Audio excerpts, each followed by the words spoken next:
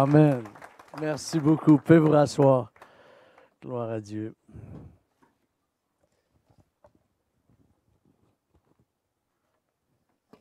Dieu est bon, n'est-ce pas? Quel privilège de vivre pour lui. J'ai dit hier soir, je disais aux gens que j'ai connu le Seigneur à l'âge de 15 ans. J'en ai 60, bientôt 61. Et je peux dire que j'ai vécu plus que la moitié de ma vie pour lui. Amen. Donc, si j'ai fait des erreurs, je les ai faites avec lui, à cause de lui. Amen. Mais c'est un privilège de vivre pour le Seigneur. Amen. Moi, souvent, je ne comprends pas les gens qui s'éloignent de Dieu, ou qui peut-être parce qu'ils ont des blessures. Là. OK. Mais sinon, il y a quoi dans le monde? Il n'y a rien. Il n'y a rien. Quand tu as connu Jésus, tout est en lui. Merci beaucoup. Merci beaucoup. Levez les mains juste devant le Seigneur quelques instants. L'apôtre Paul a dit, je désire que vous leviez les mains pures en tout lieu. Amen. Nos mains, c'est comme des antennes. Quand on les lève, on va capter dans l'air, dans les ondes, ce qui est pur. Et Seigneur, ce matin, tu nous débarrasses des parasites, de ces pensées flash, ces pensées éclairs qui viennent, qui parfois troublent la paix, nous insécurisent ou nous défocalisent. Oh Seigneur, ce matin, nos yeux sont tournés vers toi, nos mains sont levées vers toi. Merci pour ta présence, oh Dieu. Oh Shabbat. Merci pour ton onction de gloire qui est dans ce lieu. Et Seigneur, nous savons qu'en quelques instants, tu peux faire plus qu'en des heures. Tu peux faire plus qu'en des week-ends entiers de conférences. En un instant, alors Saint-Esprit, nous te faisons confiance pour que pendant que je prêche, ce ne soit pas moi qui parle aux gens, mais ce soit ce que toi, tu veux leur dire au travers de ce que moi, je vais dire, Seigneur.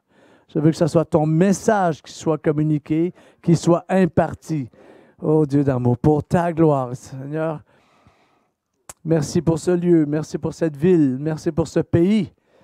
Merci pour ce privilège que tu me donnes de traverser les nations, de vivre dans les nations de l'Évangile depuis tellement d'années. Dieu, tu es un Dieu fidèle, tu es un Dieu grand, tu es un Dieu merveilleux. Au nom de Jésus, quelqu'un dira Amen.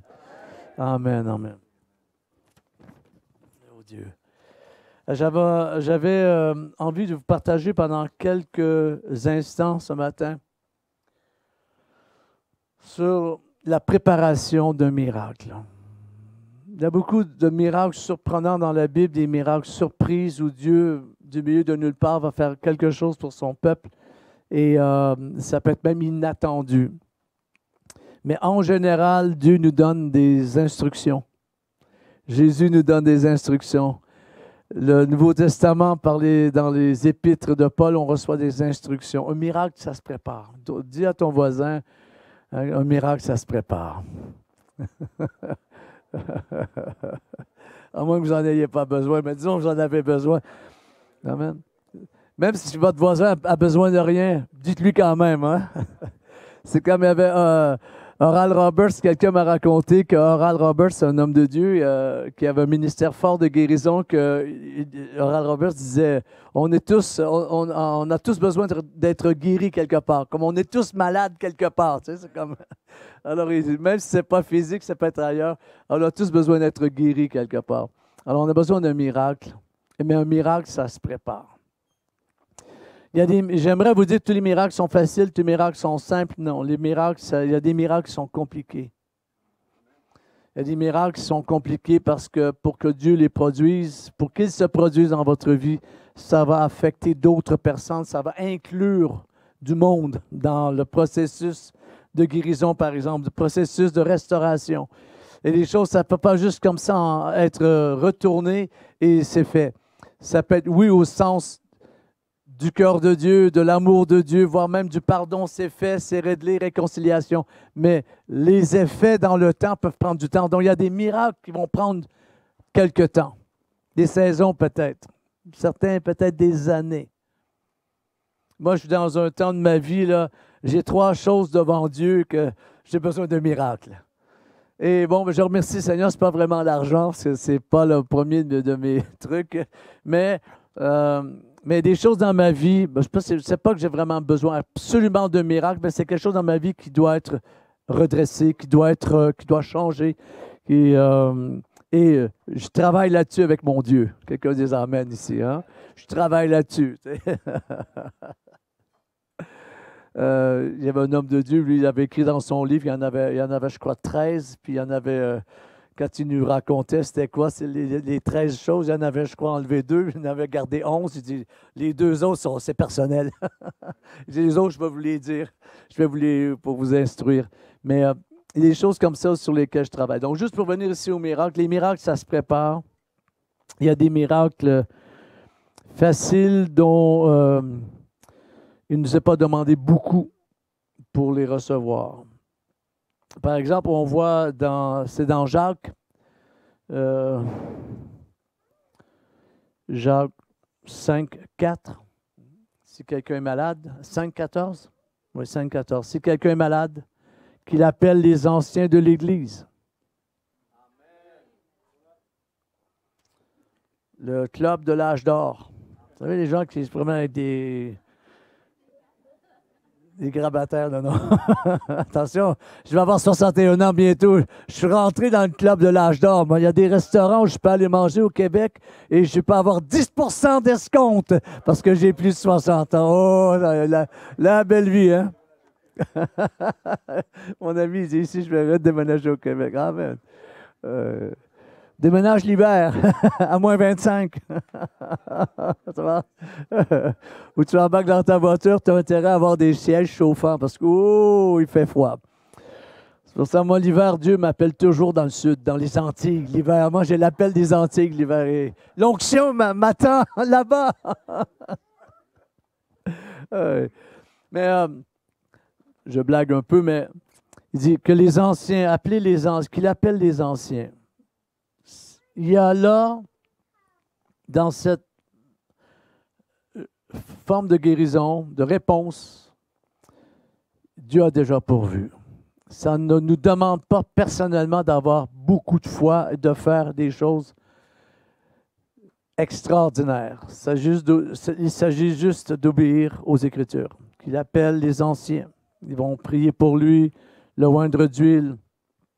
Et s'il a commis des péchés, lui seront pardonnés. Alors, on voit il y a tout un aspect, je ne rentrerai pas dans les détails de ça, mais on voit que il y a des réponses de Dieu, par exemple la guérison, qui sont simples à obtenir. Dieu ne met pas la barre haute. Et il ne nous demande pas nécessairement de changer en retour ou de devenir une meilleure personne. C'est là, c'est disponible. Parce qu'il y a dans le nombre, c'est ce que l'apôtre Paul appelle la foi commune. Il y a une foi, il y a toutes sortes de foi. Il y en a une, c'est la foi commune. C'est pour ça qu'il faut se réunir ensemble. Quand on n'est pas en communion dans une église locale ou une communauté de vie, bien, il manque une dimension à notre marche avec le Seigneur. Il manque un volet à notre vie chrétienne. Certains ne seront pas d'accord, c'est pas grave. C'est ça quand même. Parce que quand on est réunis ensemble, il y a une foi commune. Et c'est ce que la Bible appelle la foi qui a été transmise une fois pour toutes. Et cette foi-là guérit. Cette foi-là apporte des miracles. Cette foi-là est nécessaire pour des aspects de notre vie. Qu'il appelle les anciens, le wine d'huile, etc. S'il a commis des péchés, ils lui seront pardonnés. Donc, il y a toute une guérison. Des gens ont dit aussi, ça a à faire avec les liens des générations passées, de se défaire de ça, de purifier les péchés des familles qu'on a hérité des pères, et ainsi de suite. Alors, le domaine pour expliquer ce verset est large. Mais pour vous dire qu'il y a déjà là quelque chose qui est déjà en place dans l'Église. Alors, tu n'as pas besoin de toujours peser ta foi ou mesurer ta foi. C'est là. Il s'agit juste d'obéir et c'est là. Alors, miracle, ça se prépare. Dieu veut nous émerveiller et il y a des miracles quand Dieu les accomplit. En les accomplissant, Dieu veut nous instruire quelque chose. Dieu veut nous montrer quelque chose. Le Saint-Esprit veut nous enseigner quelque chose. Si on pourrait avoir les yeux ouverts pour que certains miracles nous soient expliqués, eh bien, parfois, on serait surpris. Par exemple, quand les disciples, après la résurrection de Jésus, avant son ascension au ciel, il est passé, je crois, c'est 40 jours sur terre avec eux, leur expliquant, leur enseignant les choses concernant le royaume de Dieu. Et moi, ça m'a souvent intrigué, mais qu'est-ce que tu leur enseignais, Seigneur? Et je ne vous dis pas que c'est exactement ça, mais c'est sans doute pas loin. Parce que là, leurs yeux étaient ouverts aux disciples. Et Jésus a soufflé sur eux. Il a dit, recevez le Saint-Esprit et leurs yeux s'ouvrirent. C'est ce que la Bible dit. Hein? C'est arrivé même avant la Pentecôte. Comment Dieu, parfois, on peut vivre des moments prophétiques qui sont avant-gardistes.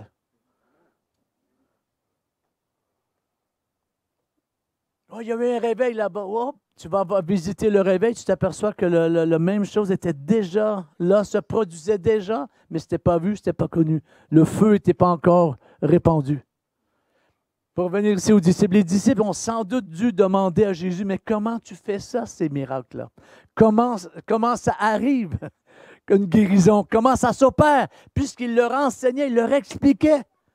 Si le Seigneur pourrait ouvrir nos yeux, on verrait que pour que le Seigneur change l'eau en vin, on verrait apparaître une vigne, pousser des raisins, avoir une moisson, un pressoir qui vient et on moutou. Et là, le vin se crée finalement. Amen. L'eau devient du vin. On verrait tout ça au ralenti. Il leur enseignait les choses concernant le royaume.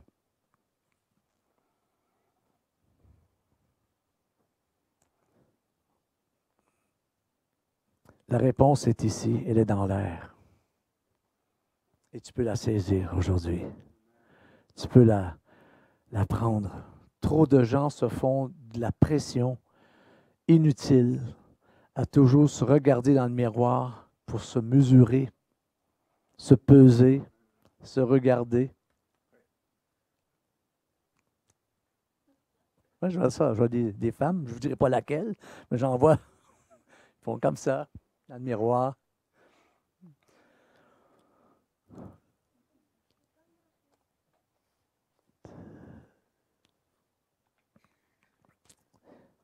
Pourquoi dans Jacques, il est question de santé spirituelle, bien sûr. Un autre endroit, je veux vous dire ici, c'est peut-être un petit humour en passant, mais Paul a dit à Timothée, prends du vin pour ton estomac, n'est-ce pas? Ne bois pas que de l'eau. Alors ça, c'est... C'est un verset que j'ai reçu. Je comprends très, très bien. Je ne vous expliquerai pas toutes mes révélations concernant ce verset. On m'a servi du vin. Là. Je mangeais quelque part l'autre soir. On m'a servi un verre de vin. Et le nom du vin, c'était Inspiration. Oh, je l'ai posté sur Internet. J'ai dit ça sur mon Facebook. J'ai dit, ça, c'est le vin des prophètes. Et quelqu'un a mis quelque chose sur ma page et a dit une réponse, elle a montré une autre bouteille de vin dont le nom, c'est le plan de Dieu. Elle a dit, ça, c'est le vin des enseignants. Oh Dieu d'amour. Je ne vais pas faire trop de blagues, je vais tout être mélangé. En plus, ça fait juste 3 ou 4 jours que j'ai atterri ici en Europe. Là, je suis encore dans le décalage horaire. Mais... Alors, on sait très bien ici qu'il est question de santé spirituelle. Et maintenant, quand Paul parle à Timothée, eh bien, quand j'étais jeune, quelqu'un disait, non, il voulait dire, prends du vin et frotte ton estomac avec. C'est un Américain qui m'a dit ça. Oh, Dieu d'amour. Non.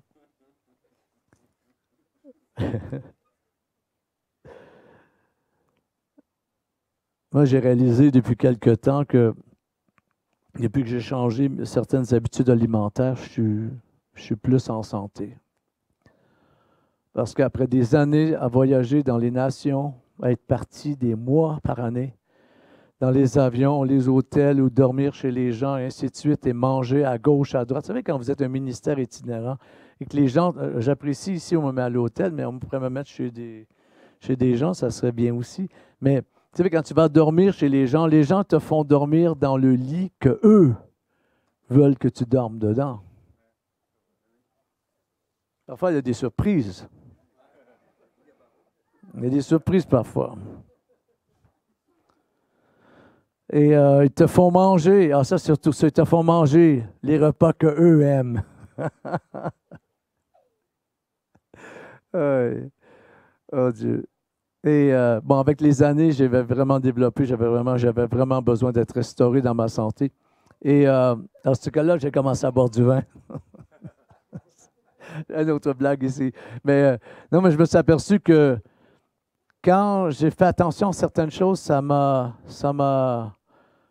changé plein de trucs dans mes jointures, dans mes articulations. Et je veux comment c'est relié. Il y a des choses que Dieu peut te parler, peut te dire. Je vais aller dormir là, chez un frère près de Lémont, là, à Cormouret. Je ne me souviens plus le nom d'un petit village. Et lui, il moud le grain. Puis là, il dit, j'essaie de vraiment développer le pain d'Ézéchiel, la vraie recette pour que tout ça tienne ensemble. Et quand tu manges le pain il est bon, il est mangeable. Parce que j'ai goûté à des pains d'Ézéchiel. Oh, attache ta ceinture, mon ami. Tu as intérêt à boire du vin et boire de l'eau avec parce que sinon, ça ne passe pas. Amen. Non, mais un miracle, ça se prépare. Dans Marc, chapitre 5, on voit la femme qui avait une perte de sang. Une traduction dit sa perte de sang, c'était une fontaine de sang. Un autre endroit, ça dit que c'était une percée. Il y avait une percée dans son corps. C'est que ça coulait sans cesse. Et la Bible dit, elle a touché le vêtement de Jésus. Elle fut guérie parce qu'en touchant le vêtement de Jésus, une vertu est sortie de lui. C'est souvent la partie de l'histoire qu'on retient. Mais ça, c'est le résultat. Le plus important, c'est dans le verset, c'est écrit, à partir du verset 25, 4 verset 25, en vieillissant, mes yeux ont de la misère à lire les petites écritures, mais c'est écrit ici au verset 25, excusez-moi, je vous le donne tout de suite, car... c'est-tu Marc? Non, Marc 5, c'est ça. Excusez-moi. Verset 25, il est écrit ici, « Car elle se disait en elle-même. » 26. Elle pensait, et car, ça c'est verset... Attends, j'arrive plus à lire, là. 28, c'est ça. Parce que je vous fasse une petite confession aussi. Je suis parti, j'ai oublié ma Bible. J'ai dit à Nathalie, envoie-moi ma Bible. Elle dit, ça va coûter 200-300 $, tu l'as envoyé. Non, Michel, oublie ça. Que Dieu t'inspire à nouveau. Ben là, il y a mon ami à Paris, il m'a donné une Bible, mais c'est tellement écrit petit, puis je me sens tout nu. Je n'ai pas ma Bible, moi je dors avec ma Bible à côté de mon oreiller. J'ai tout mon système de référence, mes colorations dedans. J'ai tout ma Bible, c'est ma vie. Bon, les versets 20. Et là, celle-là, c'est tellement écrit petit que même avec mes lunettes, ça me prendrait une loupe pour lire. Mais c'est écrit ici, verset 28, car elle disait, une autre traduction dit, elle se disait en elle-même, si je puis seulement toucher ses vêtements, je serai guéri. Et la clé de ce miracle, comment il a été préparé, c'est comment elle voyait que ça viendrait. C'est elle qui a donné les conditions à Dieu. C'est elle qui a amené le contrat à Dieu. Elle a dit, voici mon contrat pour ma guérison et tu dois signer en bas. C'est ça que ça veut dire ici. Alors, on voit ici que sa foi, c'était une foi particulière à cause du besoin dans lequel elle était. Elle se disait en elle-même, elle se voyait, elle s'était projetée. Et il y a l'évangile de Luc qui raconte ce miracle. Mais Luc, qui est lui un médecin, ne le raconte pas de la même chose. Lui, Luc met plus les détails sur le côté, comme un médecin. Mais Marc, ce n'était pas un médecin. L'évangile de Marc est différent. Par exemple, il y a une histoire de miracle qui est arrivée. Marc, il voit 2 personnes alors que les autres évangiles en montrent un. Quand Marc décrit Jésus sur la montagne de la transfiguration, quand il décrit la gloire de Dieu dans ses vêtements, il le décrit différent des autres. Il montre, ce qu'il explique, c'est comme quand tu prends la cendre pour blanchir un vêtement. On blanchit avec de la cendre habituellement et de l'eau, tout un système. Et après ça, on secouait les vêtements quand ils étaient secs, puis il y avait toujours de la poussière qui émanait du vêtement. Et il prend cet exemple-là. Pourquoi? Parce que lui, Marc, n'a probablement pas vu Jésus de ses yeux. Marc, lui, nous raconte l'Évangile, comment lui l'a imaginé quand ça lui a été raconté. Et ça, je vais vous dire, c'est une foi, c'est la foi que Dieu honore tellement, c'est celle-là. Parce que tu n'as pas été un témoin de premier rang, tu n'as pas été un témoin oculaire. Toi, tu crois parce qu'on t'a prêché, toi, tu crois parce qu'on te l'a annoncé. Et c'est encore plus glorieux.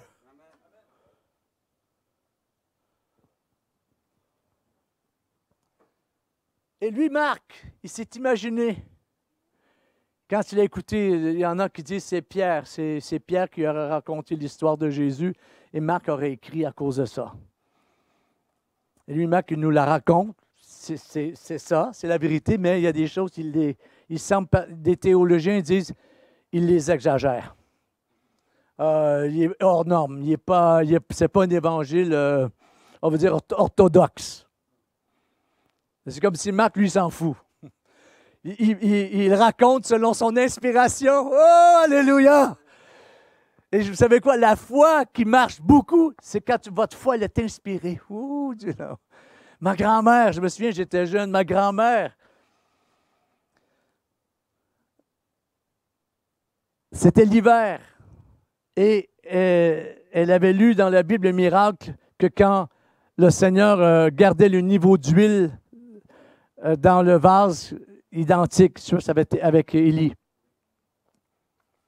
Et ma grand-mère, elle, c'était l'hiver, un de mes oncles avait fait faillite et mon grand-père, comme il avait endossé mon oncle pour sa compagnie, là, sa boîte, alors mon grand-père était pris pour payer une partie de la faillite. Alors mes grands-parents, ils étaient à la retraite, ils n'avaient plus un rond. Et c'était l'hiver. Et il y avait une fournaise. Vous aussi, vous dites à mazout, mais nous, au Québec, on dit à l'huile. C'est pour ça que je vous dis, parfois, il ne faut pas être trop orthodoxe dans notre doctrine, parce que ça limite notre foi, parce que la foi marche beaucoup avec l'imaginaire. La foi marche beaucoup avec l'imagination. Si tu peux le voir, si tu peux croire, tu vas l'obtenir. Et même Dieu dit, au-delà de ce qu'on peut imaginer, il faut imaginer. Il y en a, vous avez mis votre imagination neutre, parce que ça, c'est l'esprit religieux. Ou c'est la crainte, qu'est-ce que les autres vont dire? Laisse-toi aller! Les pharisiens, eux, ils disaient à Jésus, rabroue tes disciples. Ils montaient à Jérusalem. Là. La Bible dit, la multitude des disciples se mirent à louer Dieu à cause de tous les miracles qu'ils avaient vus. Et là, les pharisiens sont venus voir Jésus, rabroue-les. Dis-les de cette terre. Autrement dit, méprise-les. Jésus dit, si eux ne louent pas Dieu, les pierres, il parlait du temple et de la ville de Jérusalem, ces pierres vont crier, ces pierres vont louer Dieu. Parce que la joie, c'est une manifestation de la foi. Et notre style de vie, notre style de personnalité doit être le plus près possible de ce qu'on imagine, de ce que le Saint-Esprit nous inspire.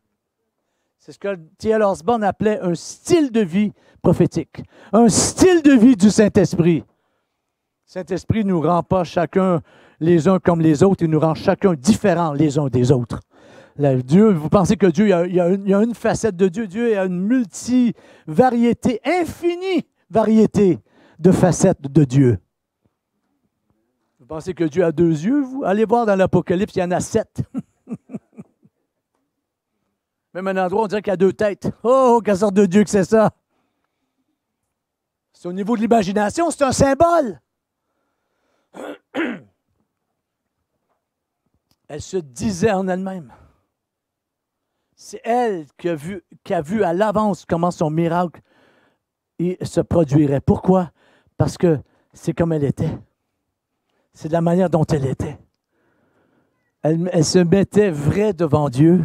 Et c'est pour ça que le Seigneur, sans que lui-même directement intervienne, c'est parti de lui. C'est sorti de lui. Elle a provoqué un miracle. Elle a même surpris le Seigneur. Elle se disait en elle-même. J'aime beaucoup pourquoi Marc rajoute ça. Parce que, comme je vous dis, lui, Marc, était jeune. Et il a entendu les disciples, les apôtres raconter leur temps, leur vie avec Jésus. Et lui, il était là, puis il s'est tout fait son cinéma. Et un jour, il s'est dit, là, je vais l'écrire. Je vais raconter ma version de Jésus. Oh, alléluia! C'est pour ça qu'il ne faut pas juger les styles d'église, les modèles de louange, parce que si c'est vraiment du Seigneur, c'est que c'est une variété de Dieu. La Bible nous dit dans l'Épître aux Hébreux que il y a d'un autre endroit, c'est qu'il y a une variété d'opérations du Saint-Esprit.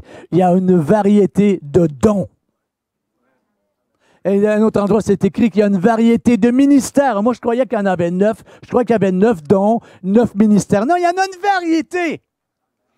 Et le mot grec veut dire multicolarité. C'est multicolore. Dans Hébreux, l'Épître aux Hébreux, je pense que c'est chapitre 4, c'est écrit que Dieu faisait toutes sortes de miracles, des miracles variés. Des miracles variés, des miracles selon le style du croyant. J'entends pas beaucoup d'amen dans ce lieu, mais c'est vrai. Des miracles dans le style de qui tu es. La foi que tu as là, hein, peut-être c'est la foi un peu d'un autre, un peu de ci, un peu de là, mais le jour vient où ta foi, elle est originale. Ta foi, elle devient unique. Ton onction devient unique. Ton style de vie, il est unique. Et le but de la vie chrétienne, grandir en Jésus, c'est d'arriver là dans notre originalité. Moi, je croyais que pendant des années, j'ai cru que de gloire en gloire, tu sais, le verset qui dit de gloire en gloire, c'est toujours plus haut, toujours plus... Non, gloire en gloire, c'est plus loin, c'est plus profond. C'est ça que ça veut dire, gloire en gloire. C'est de transformation en transformation. Parce que tu te revêts d'un vêtement, mais là, tu fais ta saison, tu fais un certain temps, après ça, le Seigneur, il t'amène dans une autre saison, et là, tu laisses ce vêtement-là, et tu continues de grandir, et tu continues de marcher avec lui.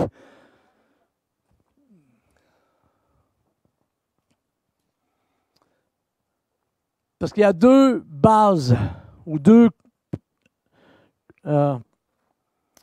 principes, plutôt, par lesquels notre foi opère. D'abord, il y a les souvenirs. Comme j'ai dit à quelqu'un, là, je crois que j'ai prêché dans au moins 300 églises dans ma vie. C'est beaucoup d'églises. Alors, des chaises de ce style-là, j'en ai vu partout. Celle-là, j'aime bien la couleur. J'en ai vu des roses saumon. J'en ai vu des beiges, style brun. J'en ai vu des bruns antiques. Celle-là, c'est bon.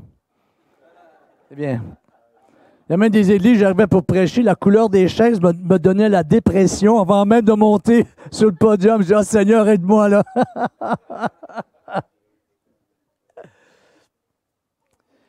Mais j'ai vu, dans toutes ces années de ministère, j'ai prêché certainement presque 3000 fois. Donc, mais j'ai vu que les gens, souvent, pas tout, mais beaucoup, leurs pires souvenirs, c'est souvent dans l'Église qu'ils les ont vécus. J'entends pas beaucoup d'amen, mais ce n'est pas le cas ici, je le sais. Mais malheureusement, dans beaucoup d'endroits, les gens, souvent, après avoir connu le Seigneur, ils ont eu des expériences tristes, douloureuses, parmi les chrétiens. Les souvenirs, parce que ça, c'est le Saint-Esprit agit dans cet endroit de notre être, les souvenirs. Parce que les souvenirs, tu te les rejoues. Et si c'est un film d'horreur, tu te rejoues toujours le fameux film d'horreur. Je suis propriétaire avec mon épouse de quelques immeubles, de plusieurs appartements, et j'ai une locataire, elle s'appelle Monique. Quand je vais là, elle, la télévision, c'est 24 heures, elle dort avec la télé, mais c'est toujours, vous savez, c'est des chaînes de télé qui passent tous les films d'autrefois. Je vous dis, il y a toutes sortes de films qui passent là, mais beaucoup des films d'horreur, des films de... ça se rejoue. Mais aussi, les bonnes expériences avec Dieu, c'est celle-là qu'on doit garder. C'est celle-là qu'on doit garder. Quand je suis revenu au Québec, il y a plusieurs années, on est revenu au Québec, il y a un peu plus de 10 ans, et j'ai rencontré des chrétiens que je n'avais pas vus depuis 30 ans. Mais là, il me disait, tu t'en souviens-tu à l'église? Puis là, il me racontait toutes les affaires négatives. Moi, j'avais l'impression, à un moment donné, j'ai dit à quelqu'un, arrête, là, tu veux que je prenne mon scaphandre et que je descende dans le fond de la mer de l'oubli?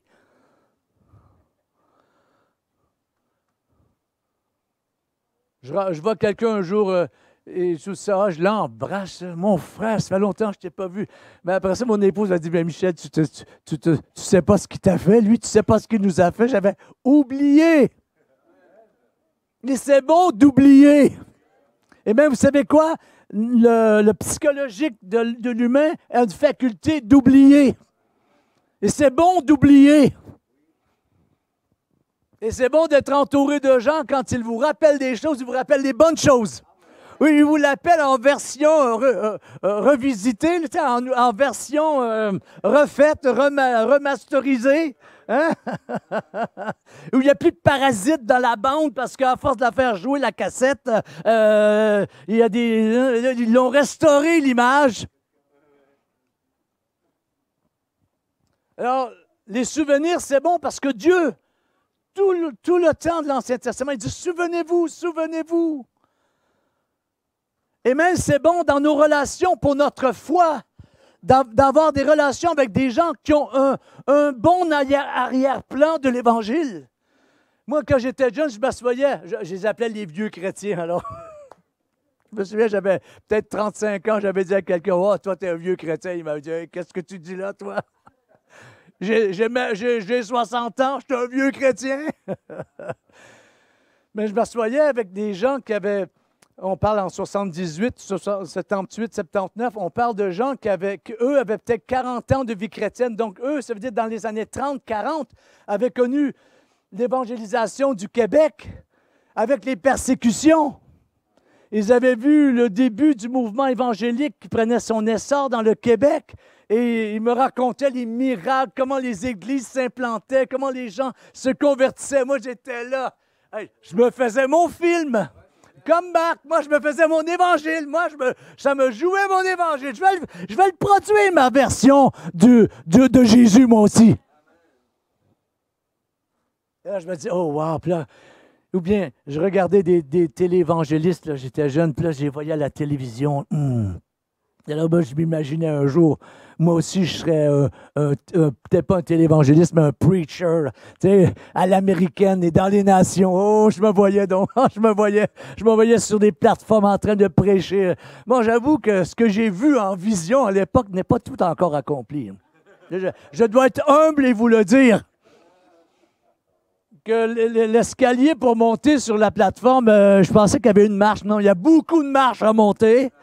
Et parfois, il y a de la vanité dans nos imaginations. C'est pour ça que l'œuvre du Saint-Esprit à nous est tellement importante.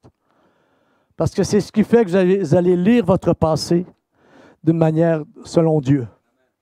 Vous allez imaginer l'avenir, parce que c'est l'autre principe. Il y a les souvenirs, mais l'autre principe, c'est l'imagination. L'apôtre Paul a écrit dans... Je ne sais plus quel épître, là, parce qu'avec les années, j'oublie un peu les références, mais les versets sont toujours là quand même, c'est bon. Je perds des boulons en route, mais bon, la voiture continue de rouler quand même, c'est bon. Je vais me rendre à destination, je vais me rendre dans mon but avec le Seigneur, amen. Je vais me rendre là où Jésus m'a appelé, je vais faire le ministère qu'il m'a donné, je vais courir la course jusqu'au bout et je vais obtenir ma couronne de gloire du Seigneur que je vais pouvoir prendre et déposer à ses pieds. Donnez-moi encore 5 minutes. Vous m'accordez 5 minutes? Qui m'accorde 5 minutes encore ici? 5, 10, 15, 20, 25, 30. Oh, on va être sorti d'ici vers 1 heure. Là, bon, okay, non, mais je vais prendre juste 1 ou 2, 5 minutes. Parce que l'apôtre Paul va dire, je prie le Père des Lumières qu'il illumine les yeux de votre cœur afin que vous puissiez comprendre, etc. Mais le mot que Paul utilise ici, c'est un mot grec, c'est le mot hippocampus. C'est un endroit d'une glande qu'on a quelque part dans la tête. Et ça, c'est l'endroit de l'imagination, c'est l'imaginatif. C'est là que la foi, l'inspiration se trouvent. Et c'est là que vous créez à l'avance, que vous participez à la création de votre avenir. C'est là que se joue votre destinée. Tel un homme pense, tel il est. La Bible dit. Donc, c'est pour ça qu'il dit qu'il illumine les yeux de votre cœur pour l'espérance de Christ. Imaginez, les gens à qui Paul parlait, ce n'étaient pas des Juifs. Très peu de Juifs étaient dans les églises de Paul. C'est des païens. Leur apocalypse, eux, leur histoire de l'humanité, c'était l'épopée de Gilgamesh, c'était Hercule, Apollo, Hermès, tous ces dieux grecs-là, c'était ça. Eux, leur background spirituel, ce n'est pas un background chrétien ou juif. C'est pour ça que eux, quand ils venaient au Seigneur, ils ne l'avaient jamais vu, Jésus. J'avais demandé à Philippe Jorin un jour, je dis, Philippe Jorin, quand on va dans les endroits du tiers-monde, d'Afrique ou des Indes, il faut évangéliser. On leur dit quoi aux gens? Il dit, raconte-leur les miracles de Jésus. C'est ça qu'il m'a dit. Raconte-leur l'Évangile. Et je regardais ou j'écoutais Osborne à l'époque, et Osborne faisait la même chose. Il racontait des histoires à des foules de 100 000 personnes. Il racontait des histoires d'école du dimanche pour nous ici. Et les miracles sont produits. La foi montait. Parce que ça crée une image. Les paroles créent une image dans la tête des gens ou dans le cœur des gens. Et c'est là que Saint-Esprit agit. C'est là que les choses se passent. C'est là que la foi devient active. Qu'il illumine. Ça, c'est l'endroit où vous jouez à l'avance votre film qui n'est pas encore sorti dans les salles de cinéma. Vous jouez à l'avance. Et c'est beaucoup là-dedans qu'on est. Les gens dépressifs sont beaucoup dans les souvenirs négatifs et dans une perspective noire, sombre. Mais les gens heureux ont un regard du passé, à la limite naïf. Et ont une vision de l'avenir. Les gens vont dire, oh, wow, quand même, pour qui est-ce qu'il se prend, lui? Pour qui est-ce qu'elle se prend, elle? Si tu peux le voir, tout est possible. Si tu peux, elle s'est dit en elle-même, si je peux, elle savait que ça marcherait, il fallait juste qu'elle se rende jusqu'à Jésus. Elle, c'était pas Jésus, fils de David, aie pitié de moi. C'était pas Bartimée. Elle, ça s'est fait en secret. Avant même que Paul dise que la femme se taise dans l'Église, ben elle l'avait déjà compris. Elle dit, moi, si je lève la bouche, si je lève la voix, on va me mépriser. Si je lève la voix, on va me repousser plus loin encore. Alors, elle a pris silence. Elle a été discrète, puis elle s'est faufilée, été rusée. Elle a suivi son plan. Elle a suivi son contrat avec Dieu. Elle a fait sa part. Elle a touché Jésus. Elle l'a vu à l'avance. Parce que lorsqu'elle entendait parler de Jésus, elle savait que si elle le croisait, le miracle était là. Imaginez. C'est pour ça que Bartimée, il s'est mis à crier plus fort. Je crois que c'est Marc qui voit deux Bartimée, mais c'est parce qu'il disait Bartimée, fils de Timée. Apparemment, ça veut aussi dire que probablement les deux étaient ensemble. Ça dit son père était aveugle comme lui. C'est pour ça, dans un évangile, ça dit les deux aveugles à Jéricho, c'était le père et le fils. Bon, je referme la parenthèse. Un petit peu de théologie ici, là. Il dit qu'il touche les yeux de votre cœur, qu'il les illumine, qu'il mette de la joie, qu'il mette de l'inspiration. Parce que on est plus près d'un miracle qu'on le pense. Ce que Dieu a commencé en nous, il va le terminer. Il vient un temps, là, la part du contrat de Dieu, c'est plus la vôtre. C'est lui qui a le fardeau. Amen. C'est à lui la puissance. Amen. Oh, alléluia. C'est lui qui s'occupera de vos ennemis. Oh, vous tenez, vous résistez, et lui, Dieu le chasse. Vous gardez dans la foi avec la vision de Dieu, et tôt ou tard, le miracle viendra. Ça peut être pour une église, ça peut être pour une carrière, ça peut être pour une famille, ça peut être même pour vos enfants. J'ai jamais eu autant besoin d'imagination inspirée que depuis que je suis père et même maintenant grand-père. Alors, j'ai du travail. Alors, moi, j'ai tout un monde, là. Moi, j'ai même avec mon épouse, c'est un univers. Nous, on a un univers, nous. C'est un monde qu'on a, nous, là, à gérer. Parfois, on voudrait prendre la place de Dieu dans cette affaire-là, mais oh, non, mon ami, reste là. Reste dans l'imagination. Reste dans l'inspiration. Reste dans la foi. Parce que parfois, les grands-parents, ils veulent tout faire. Ils veulent montrer à leurs enfants, mais à un moment donné, ils sont mariés. Eux, ils ont des enfants quand même. Ils ont leur famille. Ils ont faut lâcher. Le lâcher-prise, hein, qu'on dit. Le lâcher-prise. Alors moi, je prie ce matin. C'est pour ça que j'aimerais vous fermer les yeux. Tiens, je vais prier maintenant. Parce qu'il y en a, votre miracle, il commence. D'autres, votre miracle est en progression extrêmement rapide ce matin. Et d'autres, votre miracle, il arrive. Amen. Ça va être plus vite qu'Amazon. C'est déjà là, à vos pieds. Oh Dieu d'amour. La parole de la foi, celle que nous prêchons, elle est dans ta bouche. Elle est dans ton cœur. Oh, Dieu d'amour. Elle est là. Et je prie ce matin, pendant que vos yeux sont fermés, que le Saint-Esprit touche la dimension des souvenirs dans votre vie. Le passé. Et le Saint-Esprit est en train de réécrire votre passé. Oh.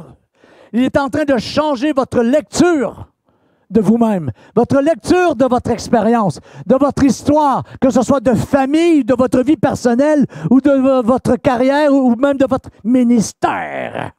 Il est en train de réécrire tout ça, donner une autre signification, comment lui a vu les choses au nom de Jésus. C'est pour ça vos péchés sont pardonnés. La guérison des blessures, elle est en train de s'opérer. Oh, et la culpabilité de ceux ou celles que le diable s'est servi pour vous enfarger, pour vous faire trébucher. Dieu est en train de s'occuper d'eux et le pardon aussi va venir vers ces personnes-là. Le Seigneur vous donne une lecture nouvelle de votre passé, de votre histoire. Il l'a fait avec Joseph, quand Joseph fut monté en Égypte et que Dieu l'a béni, qu'il s'est dévoilé à ses frères. Ses frères avaient peur. Il dit, oh, qu'est-ce qu'il va faire? Il va se venger de nous. Et il a dit, non, mes frères, c'est moi, Joseph.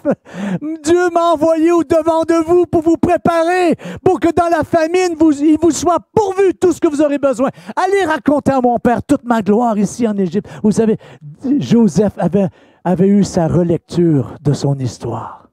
Il ne retenait rien à personne. Et Dieu désire vous donner ce même miracle ce matin, d'une vision nouvelle du passé.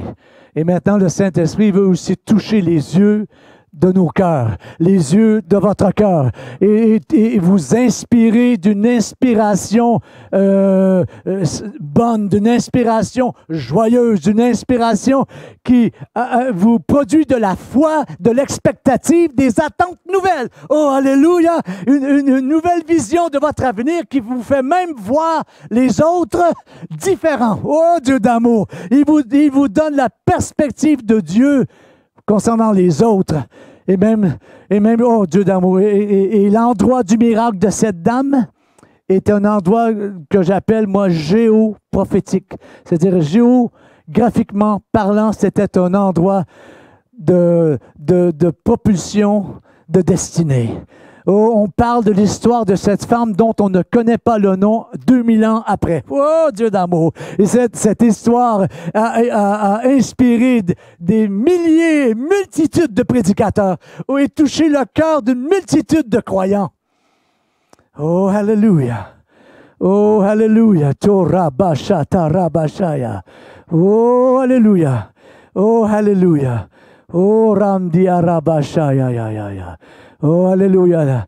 La vision de votre avenir est en train d'être changée. C'est probablement le plus grand miracle qui est nécessaire. Esprit, âme et corps en santé. Oh, Rabashaya. J'ai connu quelqu'un qui avait physiquement été guéri. Peut-être ça vous est arrivé à vous aussi de connaître des gens comme ça. Mais après le miracle, la personne, son caractère n'a pas changé. Même sa foi ne semble même pas avoir augmenté beaucoup. Oh, elle est aussi négative qu'elle était.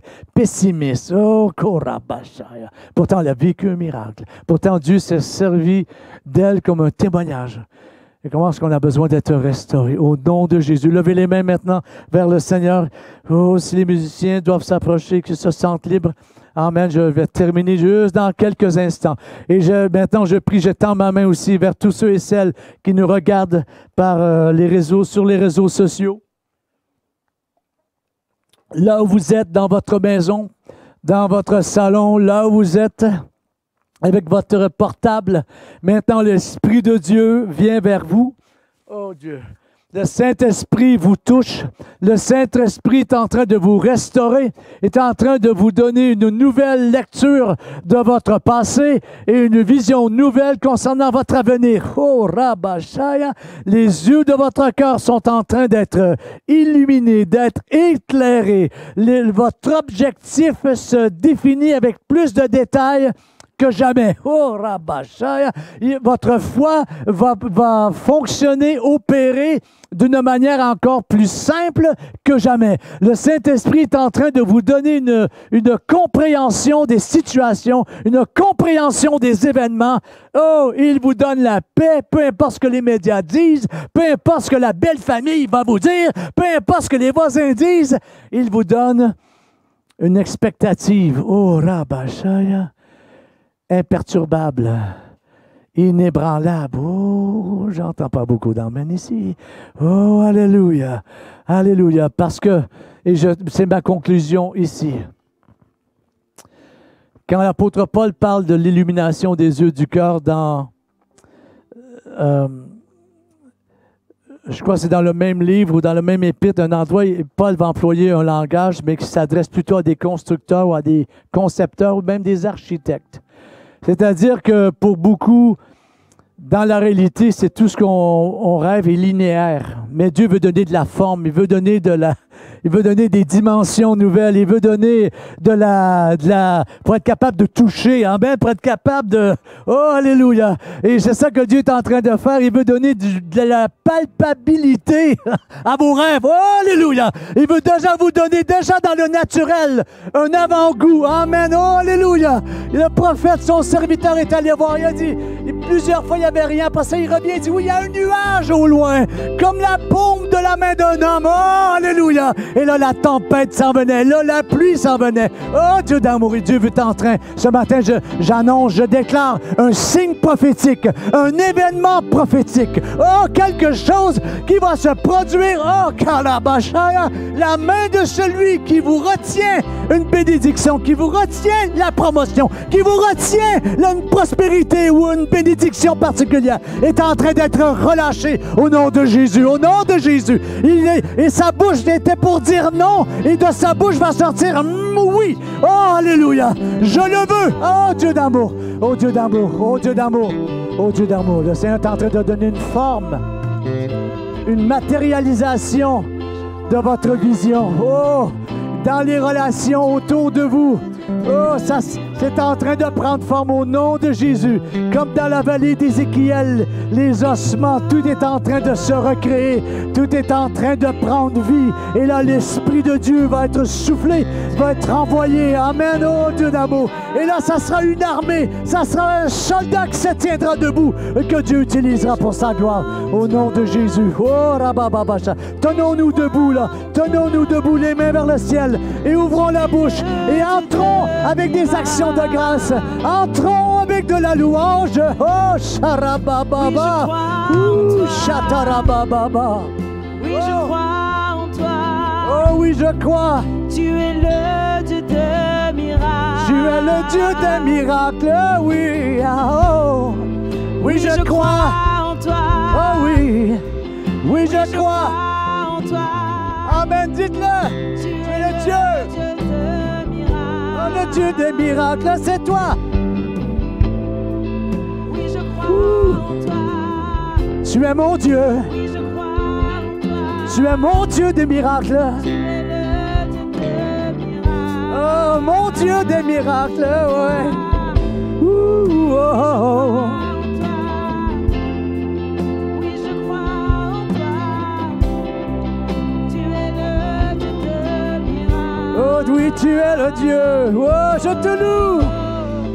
Oui, je crois en toi. Oui, je crois en toi. Tu es le Dieu de miracles. Oui, Les je yeux crois s'ouvrent. en toi. La vision vient. Oui, je Oh, crois en toi. de quoi as-tu besoin?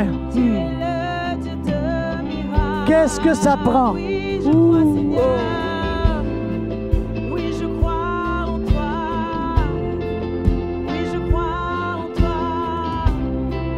Tu es le Dieu de miracles. Seigneur, maintenant tu agis dans le temps. Oh, tu accélères le développement du miracle. Oh, Dieu d'amour. Ouh. Oui, je crois. Oh, rabashata rabashaya. Oh.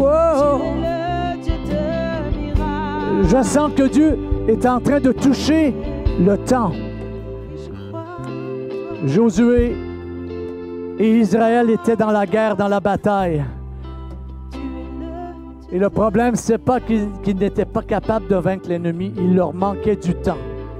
Et la Bible dit que Josué, amen, quand Josué parla, il pria, le temps, il s'arrêta. Le soleil s'arrêta et la lune s'arrêta. Dans leur course, la Bible dit, oh, oh, et là, ils ont eu le temps. Et il y en a là, vous êtes là.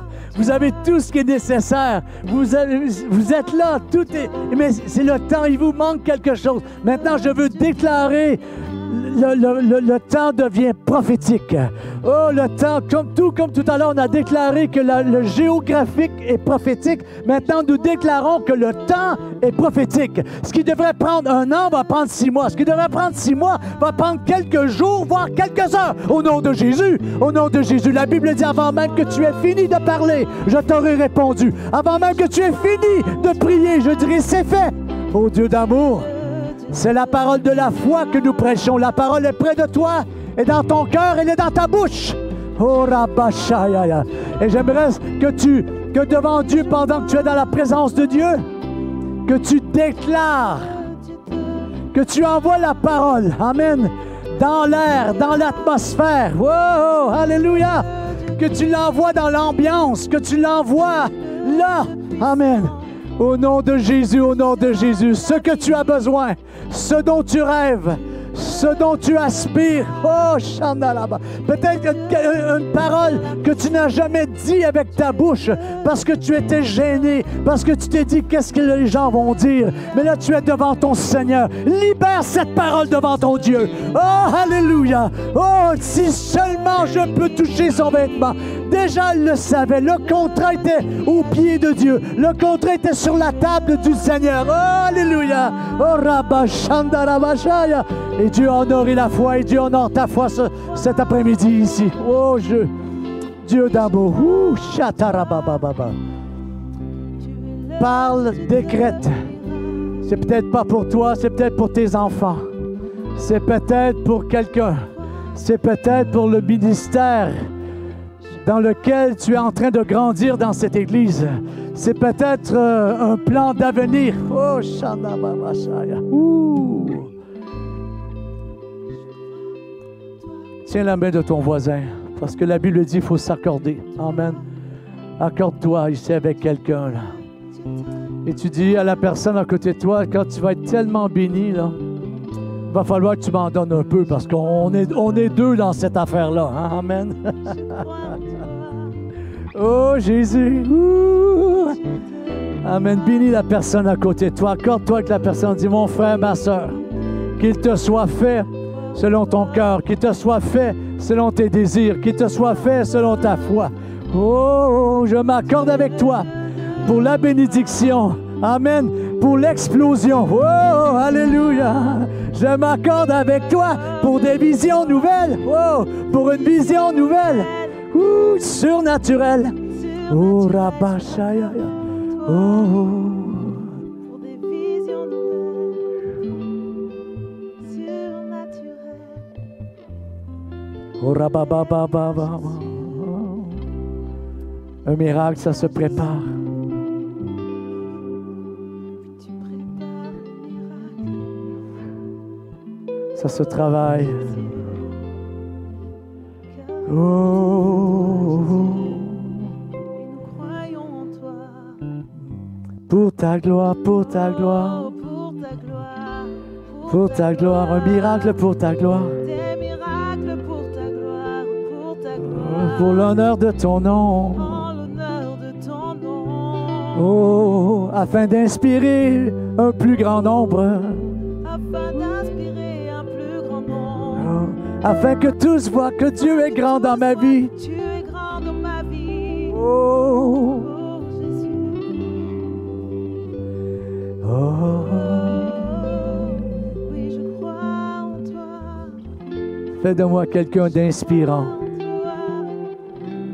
Fais de moi quelqu'un d'inspirant, Seigneur. Que malgré mes imperfections, malgré mon humanité, les gens verront ta gloire et seront inspirés par Que ta gloire soit vue. ta gloire sur ma vie. Ouh, alléluia. Par toi. Korabasha rabashaya. Jésus, inspire-nous Oh, des miracles. orana rabashaya ya ya. Dans nos Alléluia. vies, tu sois vu. Korabababa. Rien que toi. Oh, Nous croyons rana rabasha rabababa. que tu es vie. Oh, rabababa. Tes miracles, ton miracle vient maintenant. Oh, je vois plusieurs personnes dans l'esprit, là, vous avez été préparés par Dieu pour faire partie vraiment d'un grand miracle, d'une grande affaire ou d'un événement marquant. Jésus a dit à ses disciples, allez dans le village à la sortie de Jérusalem et vous trouverez deux ânes attachés là. Prenez-les et emmenez-les-moi. Et si quelqu'un vous dit quelque chose, vous leur redirez, le maître en a besoin. Écoutez bien, aujourd'hui, je viens contre tout obstacle potentiel à votre appel.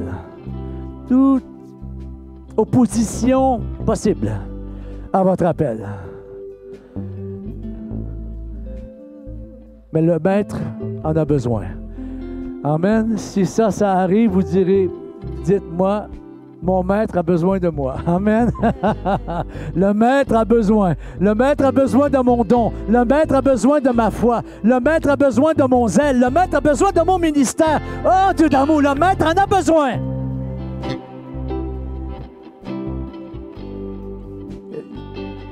Il n'y a pas des combats spirituels à tous les niveaux. Par moment, c'est juste de tenir ferme et de dire, le maître en a besoin. That's it. That's it. That's all. Tu te tais, ennemi, tu te tais. Parasite, vous disparaissez. Oh, oh. Au nom de Jésus, le Maître en a besoin. Dieu est en train de préparer des personnes ici. Je n'ai jamais été témoin d'un miracle aussi grand. Dieu veut se servir de toi pour faire quelque chose, ça va te jeter par terre. Tu vas dire, mais est-ce possible? Oh oui! Oh Dieu d'amour! Ce que tu as rêvé, ce qui t'a été inspiré, va se manifester d'une manière ou d'une autre. Oh, tu vas avoir l'avant-première de ça. Tu vas avoir déjà les premières gouttes. Oh, tu vas déjà goûter à la pluie. Oh, Dieu d'amour. Oh, rabashata, rabashaya, rabababa. Alors, dans ta bouche, il y a une parole prophétique. Oh, Dieu d'amour. Alléluia. Oh, alléluia. Ouh, shandarabayaya. Oh, ramanashaya. Ouh. Allez, maintenant, levez vos mains vers le ciel encore juste quelques instants, là. Oh, alléluia. Remerciez le Seigneur. Remercions le Seigneur.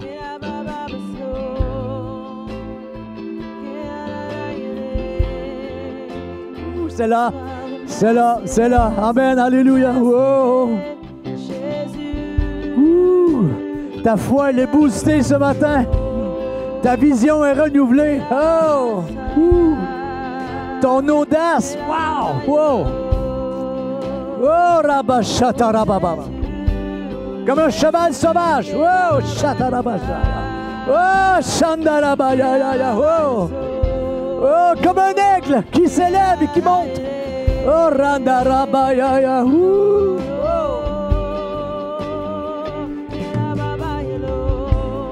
Oh, yes, Lord.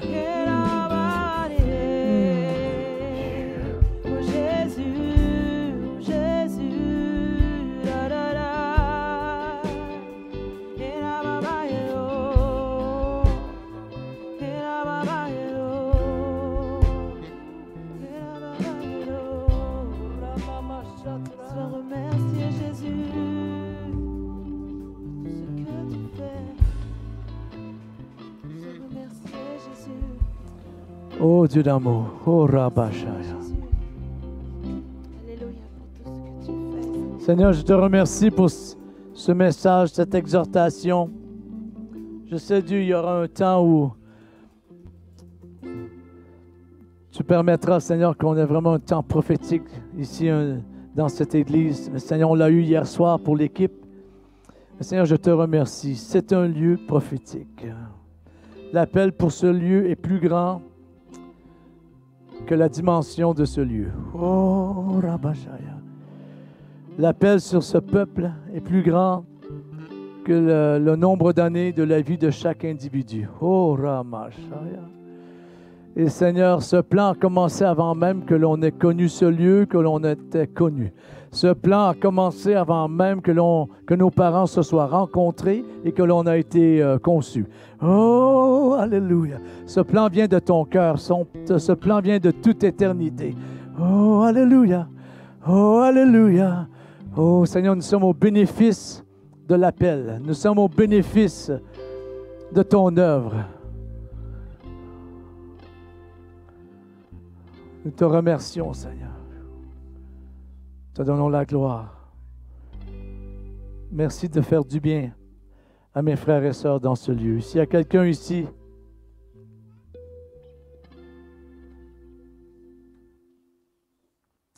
tu as besoin de mettre quelque chose en règle avec ton Dieu, c'est maintenant le temps.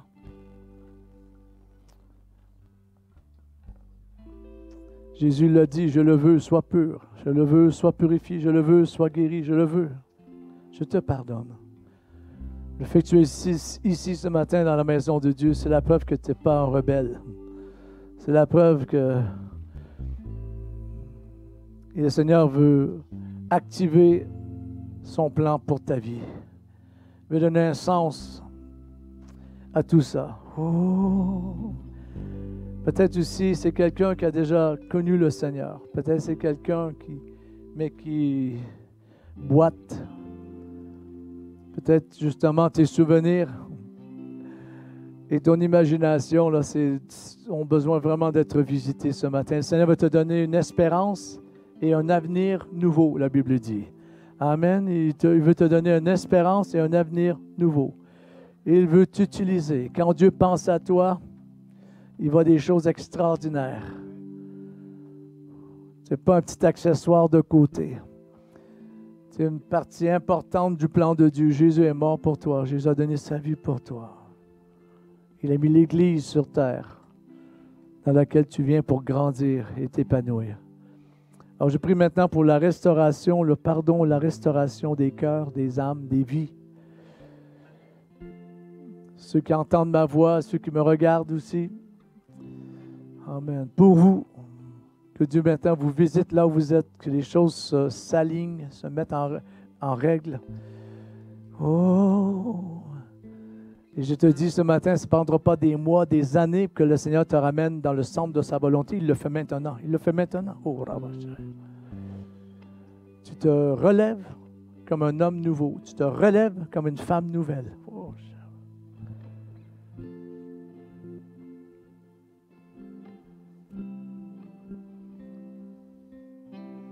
et Dieu va finir cette œuvre qu'il a commencée.